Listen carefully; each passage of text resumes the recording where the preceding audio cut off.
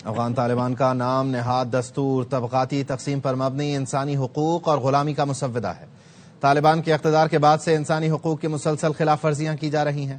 خواتین کی تعلیم پر پابندی، مذہبی اقلیتوں کے حقوق کی پامالی اور آزادی اظہار پر کریک ڈاؤن پر افغان طالبان کو عالمی سطح پر شدید تنقید کا نشانہ بنایا جا رہا ہے۔ افغان طالبان کے نام نہاد آئینی دستور کے مندرجات پر عالمی سطح پر تشویش کا اظہار کیا جا رہا ہے۔ افغان جریدے کابل ناؤ کا کہنا ہے ہیبت اللہ اخندزادہ کے نام نہاد آئین میں افغان معاشرے کو طبقات میں بانٹ دیا گیا ہے۔ دستاویز میں افغان عوام کو علماء، اشرافیہ، متوسط اور نچلے طبقوں میں تقسیم کر دیا گیا۔ ڈاکٹر قمر چیمہ صاحب نے ہمیں جوائن کیا ہے، انہیں شامل گفتگو کرتے ہیں۔ چیمہ صاحب، thank you so much for your time. یہ وہ میکینزم ہے یا یہ وہ نام نہاد حکومت ہے جو بنیادی طور پر کہتی ہے کہ نہ صرف افغانستان میں بلکہ دنیا بھر میں جہاں جہاں بس چلے اسلامی جو شاعر ہیں وہ نافذ ہوں، اور جو اسلامی شاعر ہیں اس میں طبقاتی تقسیم کی جو ہے وہ سختی سے ممانعت ہے، لیکن اسی کو جو ہے انہوں نے اپنی بنیاد بنا لیا۔ بہت شکریہ۔ دیکھیے، پہلی بات ہے کہ دنیا کا کون سا مذہب یہ کہتا ہے، دنیا کا کون سا قانون، یو این چارٹر، دنیا کی کون سی اخلاقیات یہ کہتی ہیں کہ آپ غلام اور آزاد کی تقسیم خود پیدا کر سکتے ہیں؟ پوری دنیا میں ہر بندہ آزاد پیدا ہوتا ہے، یہ غلام بنانا یہ کس کا کام ہے؟ ایک بات۔ دوسری بات یہ ہے کہ یہ کیا بات ہوئی کہ جی جتنے بھی غیر سنی لوگ ہیں ان کو جو ہے ان کے لیے سزائیں اور ہیں اور باقی لوگوں کے لیے سزائیں اور ہیں۔ اور اب دیکھیں، یہ دنیا کو یہ سمجھ جانا چاہیے کہ جو افغان طالبان ہے یہ بیسیکلی یہ کوئی مذہب کی کوئی پیروکار نہیں ہے، نہ یہ اسلامک فلسفی کو پروموٹ کر رہے ہیں۔ اب مجھے یہ بتائیں کہ دنیا میں کس جگہ پہ اس طرح کی تقسیم کی جاتی ہے؟ ایسی تقسیم تو میں سمجھتا ہوں کہ 100 سال پہلے یہ سب کچھ ختم ہو چکا ہوا ہے، جس کو یہ آج بھی افغان طالبان جو ہیں وہ یہ کرنا چاہتے ہیں۔ اور یہ جو تقسیم ہے یہ تو آپ کو پتہ ہے ہندوؤں کے پات کے نظام سے ملتی جلتی ہے، جہاں پہ وہ ایک سائڈ پہ تاجروں کو، ایک سائڈ پہ فوجیوں کو، ایک سائڈ پہ علماء کو وہ تقسیم کر دیتے ہیں۔ کیا یہ کس سے متاثر ہیں؟ نہ یہ اسلامی تعلیمات سے، قوانین سے متاثر ہیں۔ یہ کس طرح کے نظام جو ہے وہ افغانستان میں لے کے آتے ہیں؟ یہاں ہم دیکھتے ہیں، وہاں پہ اگلے دن دیکھا ہے کہ جی داعش جو ہے وہ چائنیز بھائیوں کو جو ہے ہمارے انہوں نے ٹارگٹ کیا ہے، پاکستان پہ وہ حملے کرواتے ہیں۔ ملک کے اندر جس طرح کا وہ نظام لے کے آ رہے ہیں، اس نظام کو کون قبول کرے گا؟ ٹی وی انہوں نے بند کر دی ہیں، ریڈیو صرف وہاں پہ چلتے ہیں، کسی کی شکل نظر نہیں آ سکتی۔ میں سمجھتا ہوں یہ افغانستان دنیا کے لیے بہت بڑا خطرہ ہے۔ بین الاقوامی دنیا نے اگر وہاں پہ ایکشن نہ لیا تو ہمارا اس کے ساتھ 2600 کلومیٹر کا بارڈر ہے۔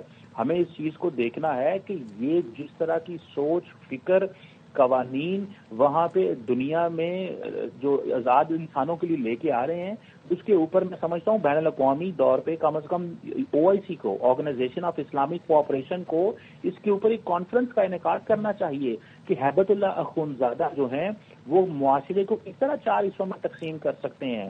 یہ کون سا ایسا دنیا کا، کیا یہ اسلامی تعلیمات ہیں، یہ UN چارٹر ہے، کیا یہ اخلاقیات کہتی ہیں؟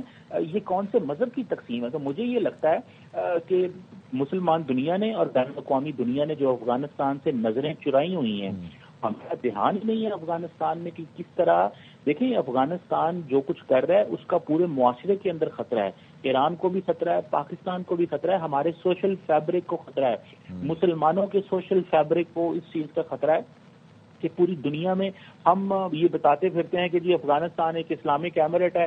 کیا اسلامک ریاست اس طرح کی ہوتی ہے؟ میں سمجھتا ہوں اس کے اوپر اس میں چیمہ صاحب نہ صرف یہ کہ جو تنقید ہے وہ عالمی تنظیموں کی جانب سے یا بین الاقوامی برادری کی جانب سے ہو رہی ہے، بلکہ جس طرح کا یہ نام نہاد آئین ہے اور دستور ہے، اس میں ودن افغانستان بھی ان کو اب مزاحمت کا سامنا کرنا پڑ سکتا ہے، جس طرح سے انہوں نے طبقاتی نظام متعارف کرایا ہے۔ دیکھیں وہ تو ان کو کرنا پڑ سکتا ہے، لیکن اصل چیز ہے کہ یہ جس طرح کی نظریاتی انتہا پسندی جو جسے آئیڈیالوجیکل ایکسٹریمزم کہا جاتا ہے، یہ ایکسپورٹ کر رہے ہیں، یہ اس طرح کے لوگوں کو دیکھیں۔ TTP کو کہتے ہیں جاؤ پاکستان کے اندر تم ایک نئی ریاست بنانے کی کوشش کرو، پاکستان کی فوج سے لڑو۔ یہ اس پاکستان کی فوج سے لڑنا چاہتے ہیں جو سعودی عرب کے اندر خانہ کعبہ اور مکہ مدینہ کی جو حفاظت کے لیے ہے، اس فوج سے TTP کو لڑاتے ہیں۔ گھر میں انہوں نے اس طرح کا جو ایکسٹریمسٹ ایجنڈا ہے وہ لاگو کر رہے ہیں۔ جو سنی مسلمز ہیں جن میں باقی شیعہ ہیں اور باقی لوگ جو ہیں ان کو جو ہے وہ علیحدہ قسم کی سزائیں دی جائیں گی۔ میں سمجھتا ہوں کہ یہ سارے کا سارا، اور جس طرح کا سلیوری جو ہے، جو یہ غلامانہ نظام ہے، اس کو تو اسلام بہت پہلے ختم کر چکا ہے. یہ تو ہمارے نبی پاک صلی اللہ علیہ وآلہ وسلم نے اس کو تو کئی 100 سال پہلے ختم کر دیا تھا، جس کو ہیبت اللہ اخندزادہ جو ہے وہ آج پھر دنیا کے سامنے لاگو کرنا چاہتا ہے. میں سمجھتا ہوں کہ یہ جو سوچ فکر ہے یہ تو بہت حد تک ہندو کاسٹ سسٹم کے قریب تر ہے. اور یہ کیسے اس طرح کر سکتے ہیں؟ نہ تو یہ کسی قانون کے تحت آئے ہیں، نہ یہ وہاں پہ الیکشن جیت کے آئے ہیں، نہ ان کی کوئی ریپرزینٹیشن ہے عوام سے. جب دل کرتا ہے، جس کو دل کرتا ہے طاقت کے زور پہ مار دیتے ہیں، مروا دیتے ہیں. اگلے دن تاجکستان پہ حملہ کروا دیا، وہاں پہ لوگ جو ہے ٹارگٹ ہوئے، پاکستان پہ حملے کروا دیے، اپنے ملک کے اندر اس طرح کا نظام لے کے آ رہے ہیں. تو یہ اگر بین الاقوامی دنیا نے افغانستان کے بارے میں نہ سوچا، جو کچھ دوحہ میں 2021 میں انہوں نے وعدے کیے تھے، یہ ان وعدوں سے مکر چکے ہیں. اور جس طرح کا یہ نظام اس خطے میں لے کے آنا چاہتے ہیں، ہمیں سب کو اس سے خطرہ ہے، ہمارے معاشروں کو اس سے خطرہ ہے، ہمارے ڈفرینٹ جو سیگمنٹس آف سوسائٹی ہیں ان کو خطرہ. اور میں سمجھتا ہوں پہلے تو پاکستان ہو، ایران ہو، جتنے مسلمان ملک ہیں ان کو اکٹھے ہونا چاہیے اور ان سے پوچھا جانا چاہیے کہ تم کس طرح کا نظام میں جو ہے وہ سلطنت لے کے آ رہے ہو، تم کس طرح کی جو طرز حکمرانی جو ہے وہ انٹروڈیوس کرا رہے ہو. اور یہ تو وہ جسے کہتے ہیں نا سٹون ایج میں جانے والی باتیں ہو رہی ہیں، یہ پتھر کے زمانے میں جا رہے ہیں. اور اگر ان سے سوال جواب نہ کیے گئے، ان سے کوآپریشن نہ ختم کیا گیا، پریشر ڈالنا پڑے گا. پہلے ویسٹرن ورلڈ پریشر ڈالتی تھی، وہ ان کو ایڈ دیتے تھے اور کہتے تھے اپنے طور طریقے بدلے. اب میں سمجھتا ہوں یہ ویسٹرن ورلڈ کے ساتھ تو انگیج ہیں صرف پیسوں کی حد تک. وہاں سے جب انہوں نے پیسے لینے ہوتے ہیں امریکہ سے اور بین الاقوامی NGO سے پیسے لینے ہوتے ہیں، تب تو یہ بہت کچھ کرتے ہیں. اصل چیز یہ ہے کہ مسلمانوں کو مخالف ان سے پوچھنا چاہیے، سوال کرنا چاہیے. یقیناً ڈاکٹر قمر چیمہ صاحب، thank you for your time, بہت شکریہ.